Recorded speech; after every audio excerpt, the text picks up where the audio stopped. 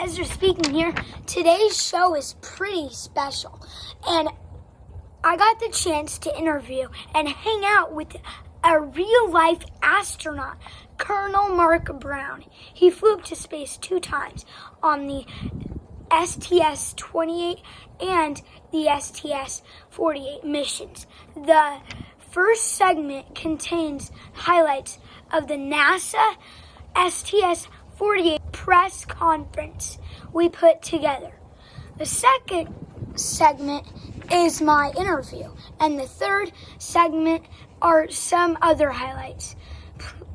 Please watch all 3 segments, as it will be the best video you see all day. Also, please subscribe to my YouTube channel. That would be a big help. Enjoy!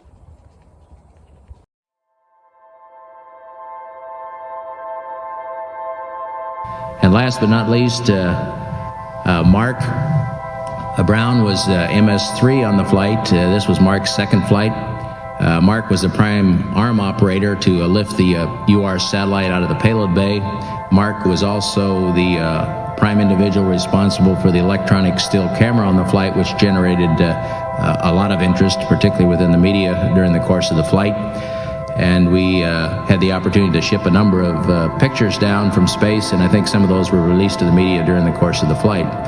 And Mark also was the other person intimately involved with the mode experiment, secondary experiment on the middeck. This was the 13th flight of Discovery. Unlike a lot of previous flights, we had gentlemen's hours. We got up about 2 in the afternoon, had a quick breakfast. It's pretty quiet laying on your back there for about 3 hours, but eventually somebody says 10, 9, 8, 7, 6, and at about 6.5 seconds they light the main engines. The whole vehicle starts to rumble and shake. Count continues on down to 0, and at that point they blow the hold down bolts, ignite the solid rocket boosters, and you're on your way. The solid rocket boosters burn for about 2 minutes and 11 seconds. During that period of time, it's a fairly violent ride is probably too strong a word, but there's a lot of shake, rattle, and roll going on. At the end of 2 minutes and 11 seconds, their work is done. They burned about 2.6 million pounds worth of propellant. The orbiter attached to the external tank continues to burn for another 6 minutes or so. And then at about 8 minutes and 35 seconds, the main engine shut down, and we were in space. This is a short clip of the electronic still camera, which we used extensively on orbit. It's quite simply a Nikon F4 modified not to use regular commercial film, but instead record the images as digital 1s and 0s. It has a normal flash attachment on the top and can use any regular Nikon off-the-shelf lens. And we took about 240 pictures on orbit, downlinked about 200, and I understand about 25 were released to the press. And worked quite well.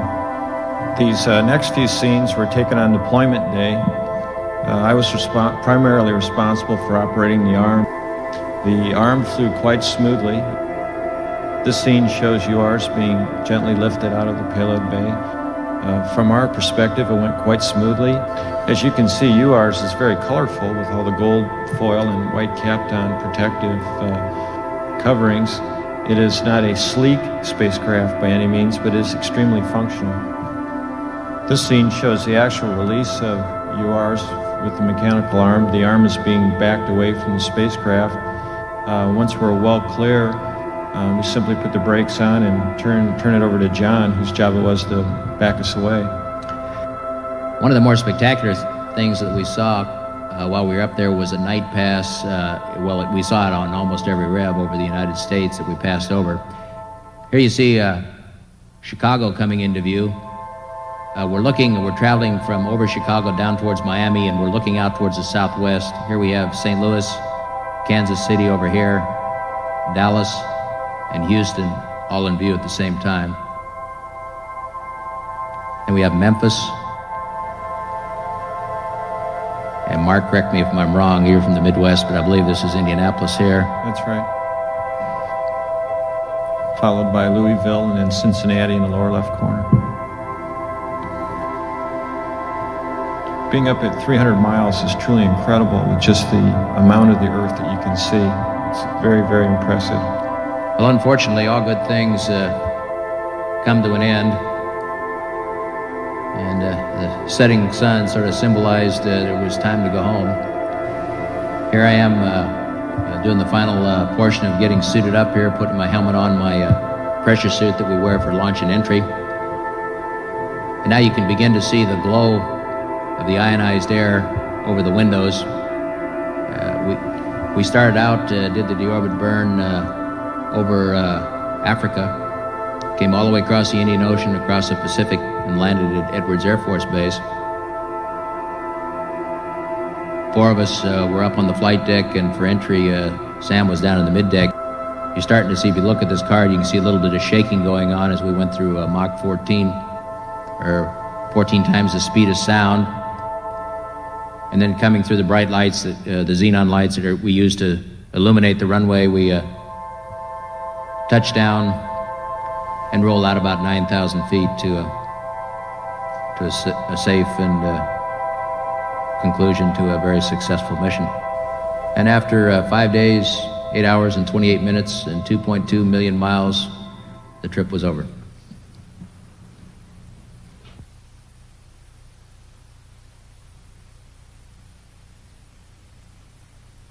Hello, I am Ezra Speaking, and today we have a very special guest, and this very special guest is one of the Purdue astronauts. Come on in, Colonel Brown. Hi, Ezra. Hi, so nice to meet you. Can You too. Can you introduce yourself? Well, I'm originally from Valparaiso in Indiana, and I came to Purdue on an ROTC scholarship, and then I went into the Air Force and was a fighter pilot. Oh. And after I flew airplanes for a while, I went back and got a master's degree in astronautical engineering, and then I was assigned to the Space Center down in Houston to work on the space shuttle as an engineer. Yeah. And it was really a lot of fun because I helped develop a lot of the first procedures for flying the space shuttle, trained a lot of the first crews that flew, and worked in mission control. And when I was getting ready to leave from my next military assignment, I was selected to be an astronaut, and I went back and stayed another 10 years at the Space Center. I flew twice in space and was a senior astronaut on the space station program until I retired. Okay. Well, we're going to start up with questions. Is it okay if I ask you a couple of questions? Sure. All right. Why did you become an astronaut? Well, that's a great question. Growing up when I was your age, I just wanted to be a pilot. That was my dream. But that was in the 50s, and that's when, right at the end of the 50s, is when the space program began. And in the 60s, I had pictures on my wall at home of Neil Armstrong and Gus Grissom and all these heroes that were paving the way into space. And I got real excited about it, but I thought it was something I just couldn't do because I'm just a normal kid from Indiana. Like, yay. Yeah, but later on when I was in the Air Force, I met some of these guys, and they're just as normal as you and me. And their message to all the young people was, you can do this too. If you're willing to work hard, chase your dreams. And so I did. I applied to be an astronaut. All right. What is your favorite color? Blue. Blue? Yeah. Okay. Now we are going to go on to our 5-day forecast here, and then I have a couple questions after that. Okay. All right. So it's looking pretty good here. Okay, so this is Saturday. It's very sunny, it looks like. It's 67 degrees that's our high, and the low is 38. Okay. Now, Sunday, it's still cloudy, but that's okay. 62 for the high, 53 for the low. Now, Monday... I want to know about Halloween, Ezra. Are we going to be able to trick or treat or not? Uh-oh. Well, maybe we can move that to Sunday, tomorrow. Okay. All right, but Monday we might be able to. 63 for the high, 55 for the low. But maybe you could go trick-or-treating in the rain. Get a raincoat on. There you go. We'll make it happen. And get an umbrella. You got it. All right. And Tuesday, it's a great day. That's the first day of November. Woohoo! Woo. And 68 for the high, 53 for the low. It's still cloudy, but it's a great day to go play outside because it's November 1st. Hey, make the most of it. Yeah, and Wednesday, again, we have some clouds, and it is 67 for the high, 53 for the low. Wow, 53, 53, and 53. Wow, a lot of 53s for the low. Alrighty, now we're going to go to our radar here, and then I'll have some questions to ask you. So right here, it looks like it's a clear day. We're here on West Stadium Avenue, right? Yep. All right, well, it looks clear. How about take it away? Well, I think we're in for good weather all day today. All day. I think for everything that we were planning to do outside should be great. I'm starting to worry a little bit about next weekend, though, because Purdue's going to be playing Iowa here at the stadium, and we're going to have a good forecast for next Saturday. And it's Halloween. And it's Halloween on Monday, so we got 2 big days we have to worry about the weather for. All righty. Well, now this is one of our question times. Do you remember where you sat in this picture? Yes. For launch, I was actually down on the lower deck. And, yep. And then for entry, I was on the upper deck, right where this camera is, right exactly where you see, right in the center. Right here? And it was great because it only takes 8.5 minutes to go up into space, and there's really not a whole lot to see. But coming back down, it takes about 45 minutes. I got to see the whole show.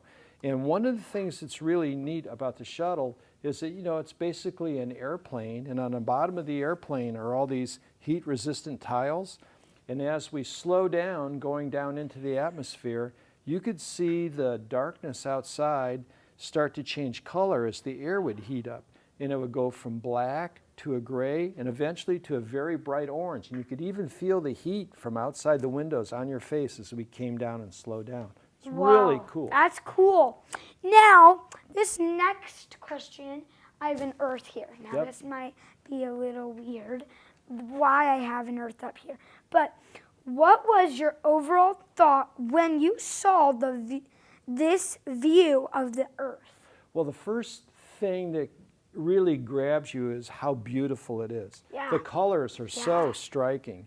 And when you go off of South Florida, see the Bahamas, all the sand and the blue water and everything, it's gorgeous. When you go over the United States and see all the beautiful lakes and trees, it's really, really impressive. Yeah. And then after you kind of absorb that, you notice that you don't see state boundaries, you don't see country boundaries, so it's all one thing, and you don't see people down on the ground. And so you really get a sense of 2 things. One is that you're a little bit removed from the people down on the Earth, and that there are no borders. We're all in it together. But the other side of this that's really cool is when you come back around at nighttime and you see all the lights of the cities all lit up, and you can tell that the Earth is very much alive and teeming. All right, so now I have a question that's not on my notebook, but it's sort of weird, but like when you're in a rocket, you cannot see like the people on the Earth, like you can't see the grass, you can't see the trees. No, you can't. But in an airplane, you'd be able to see the waters and all the like trees and grass and clouds. Right. Now in space, you can't see that. Well, you can a little bit. If you think of it as an airplane that's continually getting higher and higher and higher, then the lakes get smaller and smaller as you get above them. And one of the really weird things is like volcanoes and mountains. Down here, they're huge. They're just absolutely huge. But when you get 300 to 400 miles above them, they get real, real small, and you can hardly even tell what they are. Even the Grand Canyon, that's massive, when you get way up there, it gets really small. And because you're so far away, it's very difficult to tell if it's a hole in the earth or a mountain, unless the sun is shining with shadows at just the right angle. We have had some people, we'd have some people make this very special gift on the Ezra Speaking show, and we would like to give you one of these. Oh, wow. It's Thank you, Ezra Ezra. This is really special. This is great. I Ezra will treasure Speaking. this. Thank you. Come stand by me. We'll get a picture taken. Okay. All Thank right. you, Ezra. Great Now- pleasure. Okay, thanks for watching today's video. I'm Ezra Speaking, and this is Colonel Brown. Thanks for watching Colonel Brown and me do an Ezra Speaking together. And please like, share, and subscribe. Thank Bye, you. everybody. All right. In the space as well, okay? All right, let's go to the next slide. Ezra. Hello. Hey, good You to see did you. good on the stage. Did I? Yeah. Thanks. Appreciate the feedback. All right, you want us both to hop in? All right, can I sit next to Ezra? Yeah. You cold? No, I got my jacket on. I'm a little cold. Are you? I like your suit though. That is Thank you. cool. You guys are almost matching. Yeah, we're gonna have to do a couple photos, Ezra. So I didn't see you. Where were you at in the auditorium? Well, I think it was KK4. I mean KK1. Okay, but you enjoyed it, so that's what counts, right? Yeah. All right, I cool. love that toilet thing. You did? The That toilet, worked good? Yeah. Okay.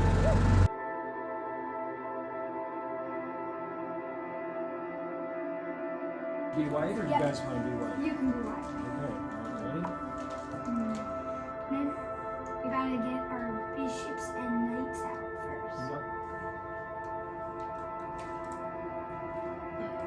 Yeah, you can do that.